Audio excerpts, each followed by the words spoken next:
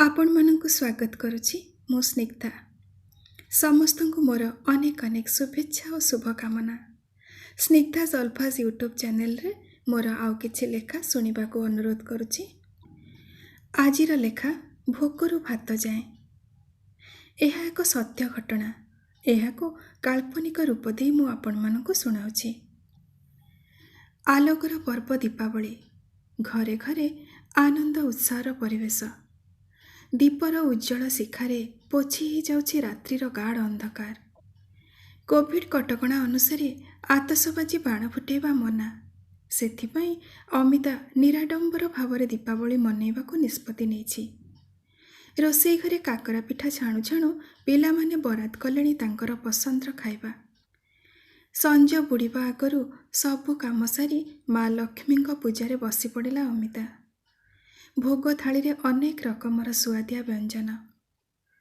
ମା ଲକ୍ଷ୍ମୀଙ୍କ ପୂଜା ପରା, କମ୍ କଥା କି? ସେଥିପାଇଁ ଯେତେ କଷ୍ଟ ପଡ଼ୁ ଦୌଡ଼ି ଦୌଡ଼ି ସବୁ ତିଆରି କରିଛି ଅମିତା। ପୁରୀ, କ୍ଷୀରି, କାକରା, ସରୁ ଚକୁଳି, ନଡ଼ିଆ ପୁରଦିଆ ମଣ୍ଡା, ଏମିତି କେତେ କ'ଣ। ଭୋଗ ଲଗଉ ଲଗଉ ହଠାତ୍ ବାହାରୁ ପାଟି ଶୁଭିଲା, ହଇରେ ଡାହାଣା, ତୁ କ'ଣ କଲୁ? ତତେ ଏତେ ଭୋକ? ମୋ ନାତି ହାତରୁ ପିଠା ଛଡ଼େଇ ଖାଇଦେଲୁ? ତୋର ଏଡ଼େ ସାହସ? ପୂଜା ପାଖରୁ ଦୌଡ଼ି ଆସିଲା ଅମିତା। 10-12 ବର୍ଷର ପିଲାଟିଏ। ପଡ଼ିଶା ଘର ଦନେଇ ମଉସାଙ୍କ ନାତି ହାତରୁ ପିଠା ଛଡ଼େଇ ଖାଇଥିବାରୁ ନିଜକୁ ଅପରାଧୀ ମନେ କରୁଥାଏ। ବରଡ଼ା ପତ୍ର ପରି ଥରୁଥାଏ ଛୁଆଟି। ସରୁ ବାଉଁଶ ନଳି ପରି ଗୋଡ଼ ଦିଟା। ଶୀତ ବି ହାର ମାନି ଯାଇଥାଏ ତା ପୁଙ୍ଗୁଳା ଦେହ ପାଖରେ। କି କରୁଣ ଚାହାଣୀ! ସତେ ଯେମିତି ସେହି ଚାହାଣୀରେ ଭରି ରହିଥିଲା ଅସୁମାରୀ ଭୋକର ଜ୍ୱାଳା। ଭାରି ଦୟା ଲାଗିଲା ଅମିତାକୁ। ପିଲାଟିକୁ ବସେଇ ଦେଇ ଭିତରକୁ ଗଲା କିଛି ଖାଇବାକୁ ଆଣିବାକୁ। ହେଲେ ଆସିଲା ବେଳକୁ ସେ ଆଉ ନଥିଲା, କୁଆଡ଼େ ପଳେଇ ଯାଇଥିଲା। ଦୀପାବଳିର ପବିତ୍ର ଅବସରରେ ପୁରା ପରିବାର ହସ ଖୁସିରେ ମାତିଥାନ୍ତି। କିନ୍ତୁ ଅମିତା ସେଇ ଭୋକିଲା ଛୁଆଟିର କଥା ଭାବୁଥାଏ। ବିଚରା ଛୁଆଟା, ଖାଇଦେଇ ଯାଇଥିଲେ ହେଇନଥାନ୍ତା, କେମିତି ପଳେଇଲା? ତା ପରଦିନ ଅମିତା ଅଫିସରୁ ଫେରିଲା ବେଳକୁ ଛକମୁଣ୍ଡ ସନିଆ ଭାଇ ଦୋକାନ ପାଖରେ ହଠାତ୍ ଦେଖିଲା ସେଇ ପିଲାଟିକୁ। ପିଲାଟି ଭାରି ସନ୍ତର୍ପଣରେ ଚାହିଁ ରହିଥାଏ ସନିଆ ଭାଇ ହୋଟେଲର ଅଇଁଠା ବାସନ ଗୁଡ଼ାକୁ। ଅମିତା ପଚାରିଲା, ବାବୁରେ, ତୁ ସେଇ ପିଲା ନା କାଲି ଆମ ଘର ଆଡ଼େ ଯାଇଥିଲୁ? ପିଲାଟି ଚମକି ପଡ଼ିଲା, ତଳକୁ ମୁହଁ ପୋତି ଠିଆ ହେଲା। ତତେ ପରା କ'ଣ ପଚାରୁଛି, କ'ଣ ଏଠି କରୁଛୁ? ପିଲାଟି ଡରି ଡରି କହିଲା, ମା, ମୋ ଶୈଶବ ପରା ଏଇଠି ବନ୍ଧା ପଡ଼ିଛି, ଏଇ ଅଇଁଠା ବାସନ ଗଦାରେ। ବୁଝିଲ ମା, ଭୋକର ଭାରି ମହତପଣିଆ। ସେ ଅଇଁଠା ଅସନା ବାରେନି କି ଗାଳିଗୁଲଜ ଧରେନି। ତମେ ସେଦିନ ଭାରି ମନ କଷ୍ଟ କଲ କି ମୁଁ ପଳେଇ ଆସିଲି ବୋଲି? ନାଇଁ ମୋ ମା, ମୁଁ କିଛି ଖରାପ ଭାବିନି, ଏମିତି ମୋତେ ସମସ୍ତେ ଗାଳି ଦିଅନ୍ତି। ଅମିତାକୁ ଭାରି କଷ୍ଟ ଲାଗିଲା। ହଉ ଶୁଣ, ତୁ କାଲି ଆମ ଘରକୁ ଆସିବୁ। କାହିଁକି ମା? ମୋତେ ଖାଇବାକୁ ଦେବ କି? ଆରେ, ଏତେ କଥା କ'ଣ ପଚାରୁଛୁ? ଆସିବାକୁ କହିଲେ ଆସିବୁ, ଯାହା ଭଲ ମନ୍ଦ ଘରେ ଥିବ ତତେ ଦେବି। ନାଇଁ ମୋ ମା, ମୁଁ କ'ଣ କହୁଥିଲି କି ମୋତେ ଖାଇବାକୁ ଦେଲାବେଳେ ତମେ ମୋର ଫଟୋ ଉଠେଇବ? କି ଆଶ୍ଚର୍ଯ୍ୟ ଛୁଆଟି ତୁ! ତୁ ଖାଇଲା ବେଳେ ମୁଁ କାହିଁକି ତୋର ଫଟୋ ଉଠେଇବି?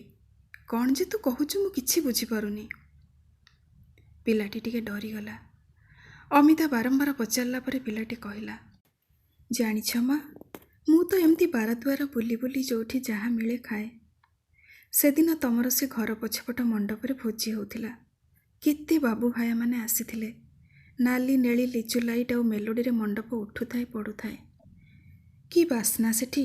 ବଢ଼ିଆ ବଢ଼ିଆ ଖାଇବାର ବାସ ଛୁଟି ଆସୁଥାଏ। ମୁଁ ଆଉ ମୋ ସାନ ଭଉଣୀ ବାହାରେ ଗୋଟେ ଗଛ ମୂଳେ ବସିଥାଉ। କେତେବେଳେ ଭୋଜି ଭାତ ସରିବ, ଯାହା ବଳିବ ଆମକୁ ଦେବେ। ହେଲେ ସେ ସାନ ଭଉଣୀଟା ମୋର ଭୋକ ସମ୍ଭାଳି ପାରିଲାନି। ମଣ୍ଡପ ପଛପଟକୁ ଯାଇ ଆମେ ଦେଖିଲୁ ସମସ୍ତେ ଥାଳିରେ ଢେର ଢେର ଭାତ ତରକାରୀ ଧରି ଖାଉଛନ୍ତି, ଆଉ ଅଧା ଖାଇ ଅଧା ଖାଇବା ପଛପଟକୁ ଫୋପାଡ଼ି ଦେଉଛନ୍ତି। ସେଇ ଅଇଁଠା ପତ୍ରରେ ଯେତିକି ଖାଦ୍ୟ ଫୋପଡ଼ା ହେଉଥାଏ, ଆମ ବସ୍ତି ଲୋକଙ୍କ ପେଟ ପୁରିଯିବ ସେଥିରେ। ଭୋକ ସମ୍ଭାଳି ନ ପାରି ଆମେ 2 ଜଣ ସେଇଠି ବସି ଖାଇବାରେ ଲାଗି ପଡ଼ିଲୁ। ହଠାତ୍ ଜଣେ ଧୋବ ଫରଫର ଜାମାପଟା ପିନ୍ଧା ବାବୁ ଆସିଲେ। ଆମକୁ ଘଡ଼ିଏ ଚାହିଁଲେ, ଆଉ ଆମ ଫଟୋ ବି ଉଠେଇଲେ। ଜାଣିଛ ମା, ତାର 2 ଦିନ ପରେ ଖବରକାଗଜରେ ଆମ ଫଟୋ ବାହାରିଲା। ଆଉ ସେ ବାବୁ ଜଣକ କେତେ ପୁରସ୍କାର ସମ୍ମାନ ପାଇଲେ। ତମେ କହିଲ ମା, ଇଏ କି ପ୍ରକାର କଥା? ନିଜ ପତରରେ ଯେତିକି ଖାଇବ ତାଠୁ ଅଧିକା ଛାଡ଼ିବ। ଏଇଟା କ'ଣ ତୁମର ମଣିଷପଣିଆ ନା ଆମର ଦୁର୍ଭାଗ୍ୟ? ଭଗବାନ ତମକୁ ଦେଇଛନ୍ତି ବୋଲି ତମେ ଫୋପାଡ଼ିବ, ଆଉ ଆମେ ଆମ୍ବ କୋଇଲି ଖାଇ ବଞ୍ଚିବୁ। ମା, ଆମେ ଗରିବ ସତ, ହେଲେ ଆମ ସଭ୍ୟତାରେ ଏଗୁଡ଼ାକୁ ନିର୍ବୋଧତା କୁହନ୍ତି। ସେଇଥିପାଇଁ ତୁମକୁ ପଚାରିଲି, ମୋ ପରି ଗରିବ ଛୁଆକୁ ତୁମେ ଖାଇବାକୁ ଦେଇ ଧର୍ମ ଅରଜିବ ନା ନାଁ ଅରଜିବ? ଅମିତା ଆଶ୍ଚର୍ଯ୍ୟ ହୋଇ ଚାହିଁ ରହିଥିଲା। କେତେ ବଡ଼ କଥାଟେ କହିଦେଲା ଏ ଛୁଆଟି ତାର ନିରୀହ ସରଳ ଭାଷାରେ ଏ ତଥାକଥିତ ଭଦ୍ର ସମାଜର ମୁଖା ଖୋଲିଦେଲା। ଶୁଣିଲେ ତ ସେଇ ଛୋଟ ପିଲାଟିର କଥା? କ'ଣ ବୁଝିଲେ? ଆପଣମାନଙ୍କ ଜୀବନରେ ନିଶ୍ଚୟ ଏମିତି ଘଟଣା ଆସିଥିବ। ଗପଟି ତ ଏତିକିରେ ସରିଗଲା, ହେଲେ ଭୋକ ପରା ଅଜର ଅମର। ସକାଳୁ ରାତି ଯାଏଁ, ଜୀବନରୁ ମୃତ୍ୟୁ ଯାଏଁ ଭୋକ ଆଙ୍କୁଥାଏ କିସମ କିସମର ଚିତ୍ର। ସେ ଲୁଚି ବସିଥାଏ ପେଟର କୋରଡ଼ରେ, ମନର କୋହରେ, ଆଖିର ଲୁହରେ। ଟକ୍ ଟକ୍ ଫୁଟୁଥିବା ଭାତ ହାଣ୍ଡିକୁ ଘେରି ବସିଥିବା ଲଙ୍ଗଳା ଛୁଆଙ୍କ ଡିମାଡିମା ଆଖିରେ, ରାସ୍ତା କଡ଼ର ଇଡ୍ଲି ଠେଲା ଗାଡ଼ିକୁ ଅନେଇ ବସିଥିବା ଭିକାରୀର ଲାଳବୁହା ଜିଭରେ, ପାଗଳଟିଏ ଖୁଣ୍ଟି ଖାଉଥିବା ନର୍ଦ୍ଦମାର ଅଇଁଠା ପତ୍ରରେ, ବିକଳରେ ନିଜ ଛୁଆକୁ ବିକ୍ରି କରୁଥିବା ମାଆର ଗର୍ଭରେ, ଚାଷୀଠୁ ଦାନାଦାର ଯାଏଁ ସଂଘର୍ଷରେ। ଭାରି କରୁଣତା ପରିଭାଷା, ଭାରି ନିଷ୍ଠୁରତା ରୂପ। ଯୁଗ ଯୁଗରୁ ତାର ସଂଘର୍ଷ, ଏଇ ସେ ଭୋକର ନଗ୍ନ ଛବି। ହେଲେ ହେ ମୋର ଆଧୁନିକ ସମାଜର ଜାଗ୍ରତ ପ୍ରହରୀମାନେ, ଆପଣମାନଙ୍କୁ ଏତିକି ଅନୁରୋଧ, ଅନ୍ନର ପ୍ରତିଟି ଦାନାକୁ ମା ଲକ୍ଷ୍ମୀଙ୍କର କରୁଣା ବୋଲି ଭାବନ୍ତୁ ଆଉ ଉଚିତ ସମ୍ମାନ ଦିଅନ୍ତୁ।